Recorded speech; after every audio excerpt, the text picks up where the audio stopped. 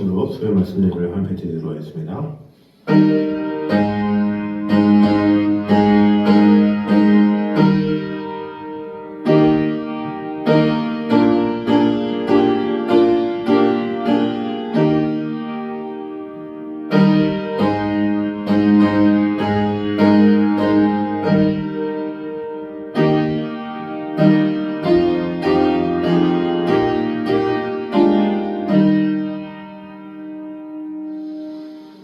주 여호와의 말씀이니라. 보라, 날이 이를지라. 내가 기근을 땅에 보내리니 양식이 없어 주림이 아니며 물이 없어 가람이 아니요 여호와의 말씀을 듣지 못한 기갈이라.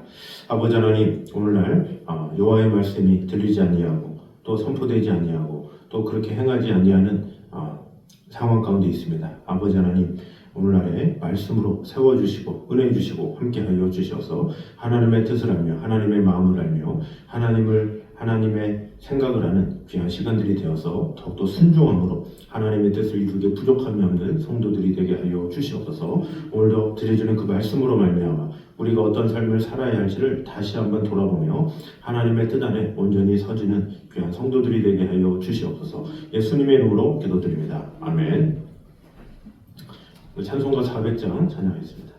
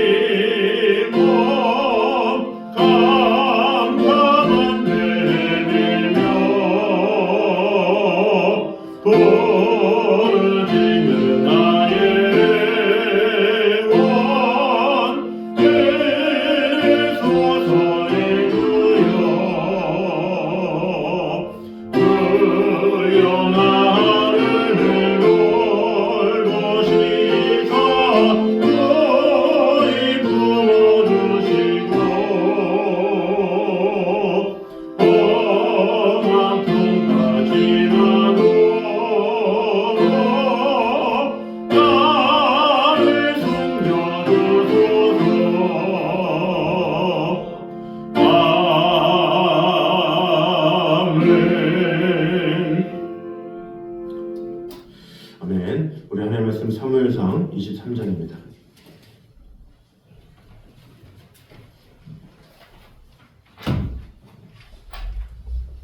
사무엘상 23장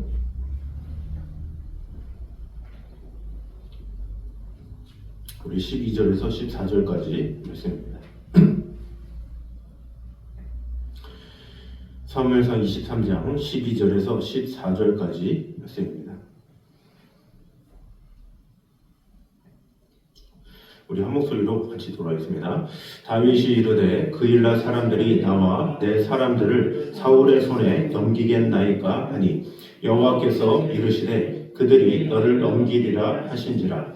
다윗과 그의 사람 600명 가량이 일어나 그일라를 떠나서 갈 수 있는 곳으로 갔더니 다윗이 그일라에서 피한 것을 어떤 사람이 사울에게 말하매 사울이 가기를 그치니라. 다윗이 광야의 요새에도 있었고 또 십광야 산골에도 머물렀으므로 사울이 매일 찾되 하나님이 그를 그의 손에 넘기지 아니하시니라. 아멘. 자, 오늘은 오늘 사무엘상 23장 우리 6절부터 14절까지 있었던 말씀 중에 마지막 시간으로 은혜를 나누도록 하겠습니다. 우리가 전에 나눴던 바와 같이 이 다윗은 아기스 백성들을 위해서 용사들을 데리고 전쟁에서 승리를 거두었습니다. 그러나 이 사울이 온다는 소식을 듣게 됐고 또 하나님께 물어보죠. 그런데 결국에는 이 다윗이 그일라 사람들로 인해서 결국에는 이 사울의 쫓김을 당할 수밖에 없는 그런 상황에 처해서 결국에는 이 도망을 친 그런 상황이 오늘 본문까지의 내용입니다. 그래서 이 과정을 통해서 우리는 다윗이 얼마나 하나님 앞에 일일이 물어보면서 하나님과 동행했는지를 우리가 봤습니다.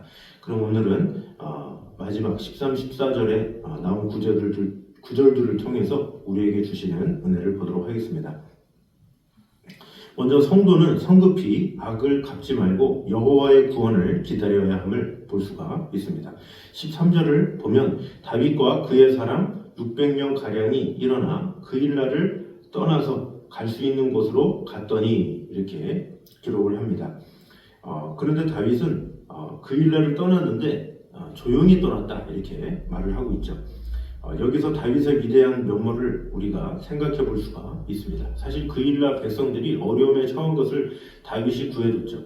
근데 구해줬음에도 불구하고 그일라 백성들은 그것을 사울에게 고하고 그 사울로 인해서 자신과 또 그 무리들이 위험에 처한 그런 상황이죠. 그러나 이런 상황에서 다윗의 입장에서는 얼마나 황당하겠습니까? 자신이 목숨을 걸고 600명을 이끌고 도와줬는데 그 그일라 사람들이 오히려 그것을 사울에게 이야기를 해서 다윗이 죽을 상황이 되니까 다윗 입장에서는 이런 배반도 없는 상황이죠. 그런데 이런 상황에서 보통 사람 같으면 원수 같겠다 하면서 그일라 백성들에게 초토화를 시킨다든지 아니면 거기에 있는 수장이라도 죽이든지 여러 가지 어떤 다윗이 할 수 있는 징벌을 할 수가 있죠. 그러나 그리하지 아니하고 그저 아무 말 없이 되돌아왔다 이것을 보여주고 있습니다.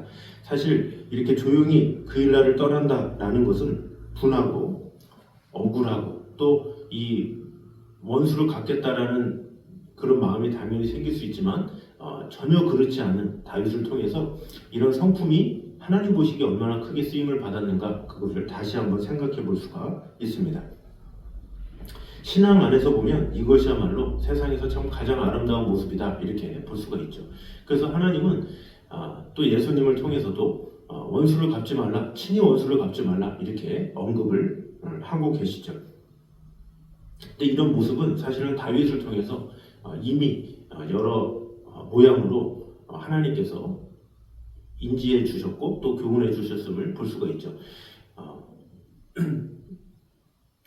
마온의 부자인 나발이 자신을 배신하는 행동이 있었습니다. 그것이 그 뒤에 있는 사무엘상 25장의 내용인데 그곳에서도 이 아비가일이라는 여인, 이 나발의 아내가 와서 다윗을 얼르죠. 그 얼르는 그 상황으로 인해서 다윗이 그런 진노함 가운데 나발에게 징계를 내리지 아니하고 또 죽이지도 아니하고 또 물론 하나님이 치셔서 나발을 알아서 처리하셨지만 뭔가 이 다윗은 분을 내고 뭔가 원수를 갚고 이런 것에 있어서 멈추기를 잘했다라는 것을 볼 수가 있죠.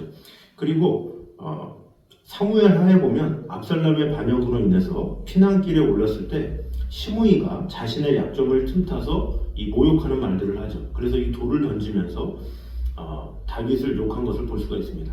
당시에 뭐 이전에도 그랬겠지만 그 왕을 향해서 돌을 던진다, 있을 수 없는 일이죠. 그러나 그런 모욕도 친히 그냥 참고 견디었던 다윗의 모습을 볼 수가 있죠. 이외에도 사울을 죽일 수 있는 상황에서 두 번이나 이 다윗이 그저 지나친 것을 볼 수가 있습니다. 이런 것을 통해서 다윗이 자신의 상황에 따라서 마음껏 원수를 갚으면 갚을 수도 있고 보복을 했으면 할 수 있지만, 그러나 그리하지 아니하고 하나님께 모든 것을 맡겼다. 이런 것은 그만큼 이 하나님께 모든 것을 맡기는 그런 태도가 있었다라는 것을 볼 수가 있습니다. 그래서 이와 같은 사실은 남을 속이고 은혜를 원수로 갚는 자가 진정한 승리자가 아니라 보복하려는 마음을 다스리고 참고 하나님을 의지하는 자가 진정한 승리자임을 보여준다고 할 수가 있습니다. 그래서 다윗은 어떠한 어려움이나 어떠한 말 못할 상황에 처한다 할지라도 그런 것에 대한 원망을 하나님께서 다 해결해 주시리라는 믿음을 가지고 행했던 것을 볼 수가 있고, 또 하나님은 그에 맞게 갚으신 것을 볼 수가 있죠. 아까 처음에 언급했던 그 나발도 하나님께서 갚으셨고, 또 압살롬도 그랬고 사울도 그랬죠. 결국에는 하나님께서 때를 따라 선을 이끌어 주셨죠. 그러나 사람의 입장에서는 지금 당장 복수하고 싶고 지금 당장 뭔가를 하고 싶지만, 그러나 우리 인간의 마음이 그렇지 않다라는 거죠. 그러나 다윗은 바로 하나님의 마음을 품고 하나님께서 반드시 이루시리라는 마음 가지고 당장의 인간의 마음으로는 원수 갚고 싶고 분노하고 싶고 하지만 다 참고 하나님의 때를 바라봤을 때 하나님께서는 나중에 가장 좋은 길로 인도하셨다라는 것을 알아야 합니다. 그러므로 우리는 어떤 상황에서도 성급히 악을 갚는 것이 아니라 여호와의 구원을 기다리는 그런 자가 되어야 할 것입니다. 시편 37편 7절에 보면 여호와 앞에 잠잠하고 참아 기다리라. 자기 길이 형통하며 악한 꾀를 이루는 자를 인하여 불평하지 말지어다. 이렇게 말씀하고 있습니다. 또 잠언 26장 22절에 보면 너는 악을 갚겠다 말하지 말고 여호와를 기다리라. 그가 너를 구원하시리라. 이렇게 말씀하고 있습니다.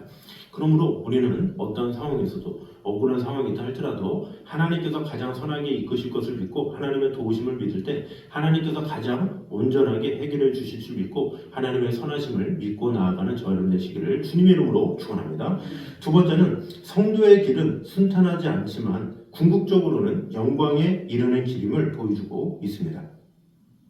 14절을 보면 이제 사울이 가기를 그쳤다 13절에 말을 하고 있고, 14절에 다윗이 광야의 요새에도 있었고 또 광야 산골에도 머물렀으므로 사울이 매일 찾되 하나님이 그를 그의 손에 넘기지 아니하시니라. 이렇게 기록하고 있습니다. 근데 여기서 다윗이 광야의 요새에도 있었고 또 광야 산골에도 머물렀다. 이렇게 기록하고 있습니다. 이것은 다윗이 삶이 얼마나 고달팠는지 잘 암시한다고 볼 수가 있습니다. 실로 다윗은 이미 사울을 대신할 왕으로 기름 부음을 받은 상태였죠. 그러나 숱한 고난으로 오랜 시간을 경험했습니다. 다윗이 처음에 골리앗을 넘어뜨렸을 때만 해도 17세 정도 나이다라고 하죠. 그러다가 왕이 될 때가 30살이니까 적어도 한 13년은 광야 생활을 한 것이라고 볼 수가 있습니다. 그러나 다윗의 이러한 순탄하지 않은 길은 하나님께서 그로 하여금 신정왕국 이스라엘의 왕으로서 합당한 자격을 갖추게 하기 위한 하나의 과정이었다. 또 하나님께서 일부러 마련하신 길이다. 이렇게 볼 수가 있습니다. 그는 이러한 시련을 통해서 영적으로 더욱 성숙하게 되었고 오직 하나님만을 신뢰하는 훌륭한 믿음의 사람으로 태어날 수 있었던 것입니다. 그러므로 이 다윗에게 있어서의 이 고난은 결코 의미 없는 것이 아니다라는 거죠. 비록 9절에는 단순하게 광야의 요새에도 있었고 광야 산골에도 머물렀다 이렇게 기록되어 있지만 그 기록 안에 얼마나 수많은 어려움이 있고 얼마나 수많은 고난이 있었겠습니까? 지금 이 머무르고 지나친 것이 그저 그냥 지나갔다라는 게 아니라 사울을 피했기 때문에 그 사울을 피하는 그 상황에서 그 600명을 데리고 다닌다라는 게 얼마나 힘듭니까? 또 어느 요새에 자리를 터서 그곳에 텐트를 치고 또 그곳에서 또 밥을 어떻게 구해서 먹고 이렇게 지낸다는 것이 쉬운 것이 아니죠. 그 수많은 사람들을 먹이고 돌본다는 것은 너무나도 힘들고 어려운 일이죠.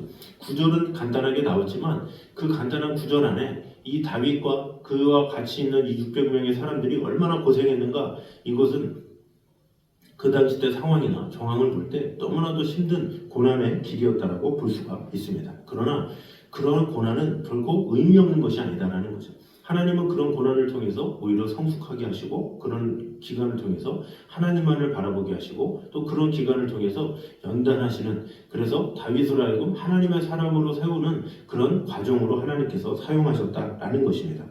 그러므로 이런 사실을 통해서 우리의 길은 순탄하진 않지만 결국에는 영광에 이르는 길이라는 사실을 우리는 알아야 합니다. 시련은 성숙한 믿음과 하나님의 영광에 이르기 위해서 모든 성도들이 통과해야 할 거룩한 의식과도 같은 것임을 우리는 알아야 합니다. 나 같은 죄인 살리시니라는 곡을 작곡한 잔 뉴턴 목사님이 이렇게 말했습니다. 시련은 우리의 은혜로우시고 지혜 많으신 의사가 처방하신 약이다. 우리에게 그 약이 필요하기 때문에 처방하신 것이다. 이렇게 말을 했다고 합니다.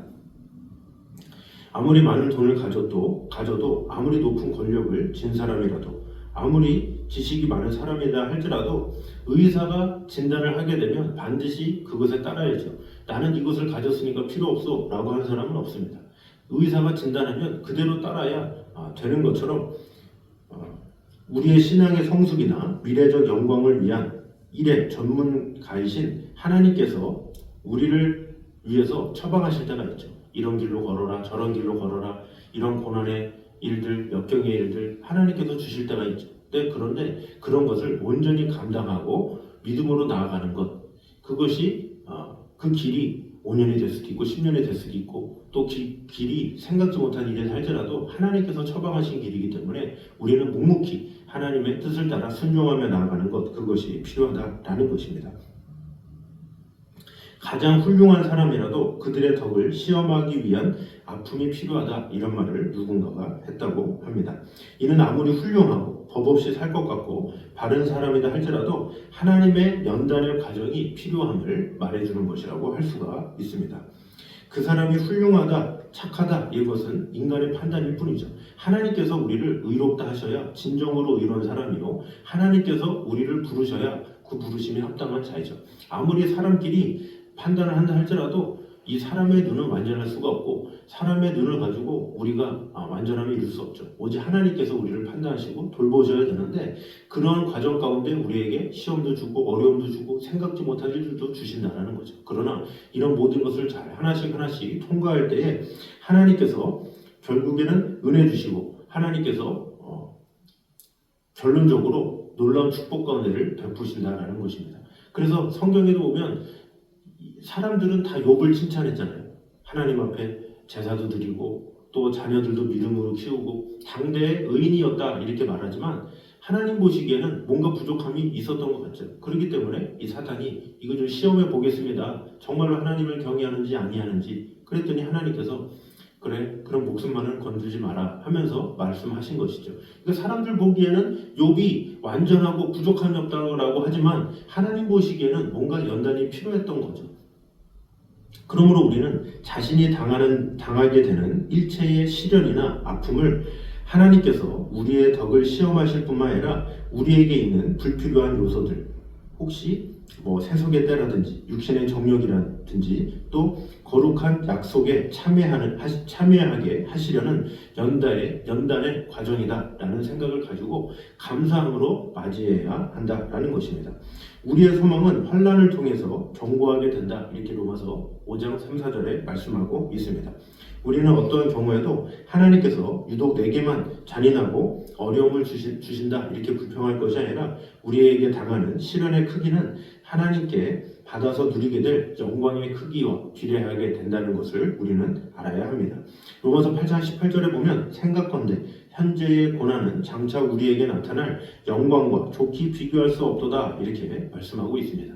베드로전서 1장 7절에는 너희 믿음의 시련이 불로 연단하여도 없어질 금보다 더 귀하여 예수 그리스도에 나타나실 때에 칭찬과 영광과 존귀를 얻게 하려 함이라 말씀하고 있습니다.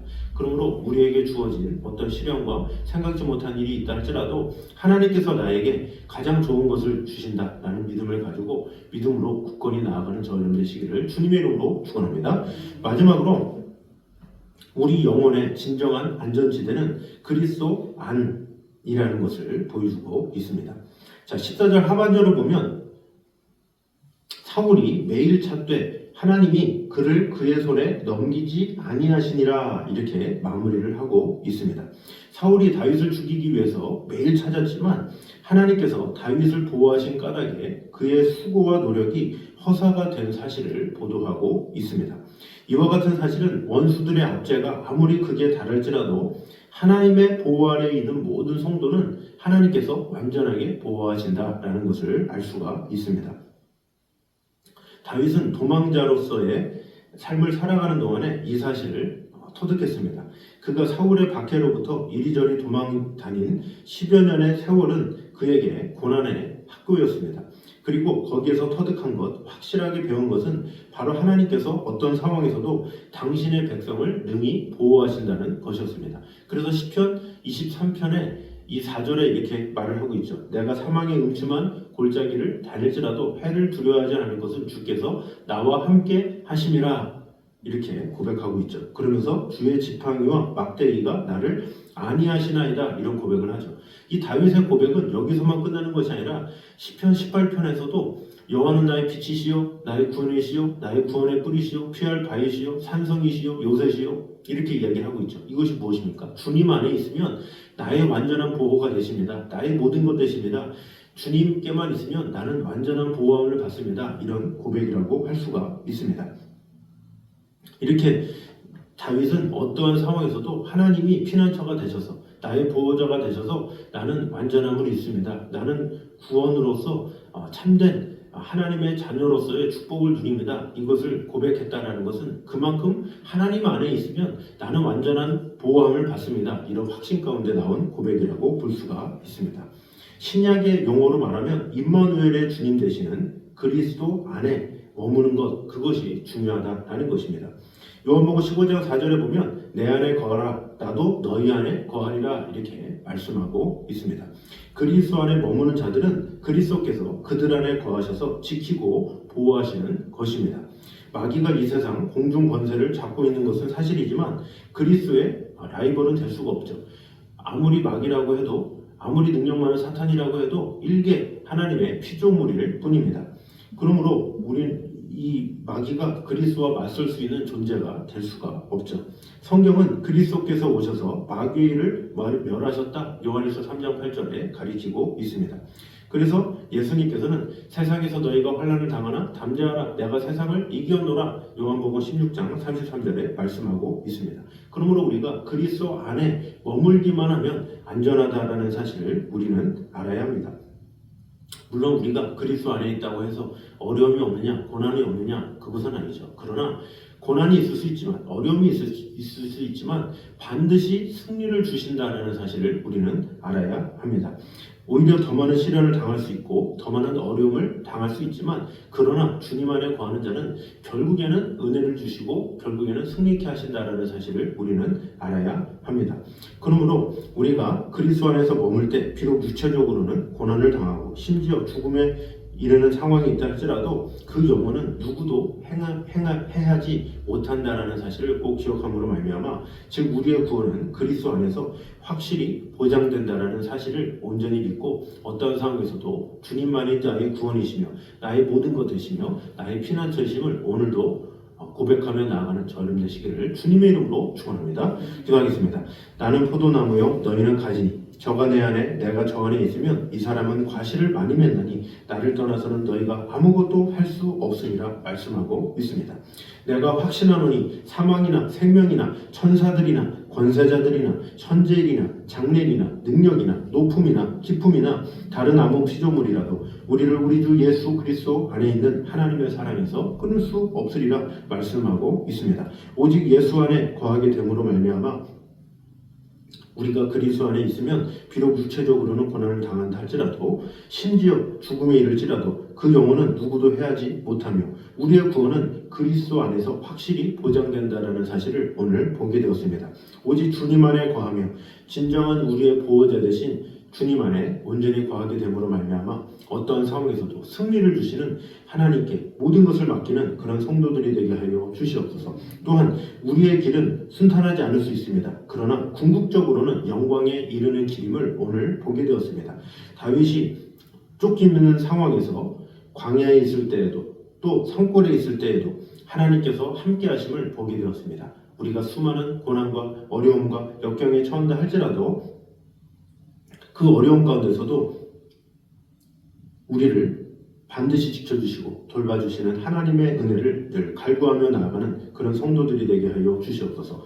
현재의 고난은 장차 우리에게 나타날 영광과 촉히 비교할 수 없다라고 했는데 지금 당하는 이런 상황에 얽매이는 것이 아니라 앞으로 주님께서 주실 영광을 온전히 바라보며 나아가는 그런 성도들이 되게 하여 주시옵소서. 또한 우리 성도들은 성급히 악을 갚지 말고 여호와의 구원을 기다려야 함을 오늘 보게 되었습니다.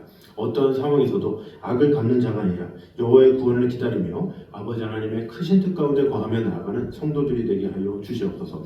지금 당장에는 억울할 것 같고 지금 당장에는 어떻게 해야 될 것 같지만 다윗이 나발에게 행했던 것처럼 압살롬에게 행했던 것처럼 사울 앞에 행했던 것처럼 하나님의 뜻을 기다리며 간절히 주님 앞에 모든 것을 맡기는 그런 성도들이 되게 하여 주시옵소서. 그리할 때에 하나님의 방법으로 하나님께서 가장 좋은 길로 인도하실 것을 믿고 주 하나님만을 바라보며 어떤 상황에서도 하나님의 일하심을 온전히 믿고 바라보며 나아가는 성도들이 되게 하여 주시옵소서. 아버지 하나님께서 이 본문을 통해서 주신 은혜를 다시 한번 되새기며 사울이 다윗을 죽이기 위해 혈안이 되었을 때에 하나님께서 더욱더 세심하게 다윗을 보호하셨음을 오늘 보게 되었습니다. 그런 하나님의 세심한 보호를 우리가 얻기 원합니다. 이 자리에는 모든 성도들의 가정 가운데 늘 하나님의 섬세하신 보호하심으로 늘 하나님의 인도 가운데 늘 승리하며 나아가는 성도들 될 수 있도록 축복해 주시고 함께하여 주시옵소서. 예수님의 이름으로 기도드립니다. 아멘. 우리 찬송가 285장 찬양으로 하겠습니다.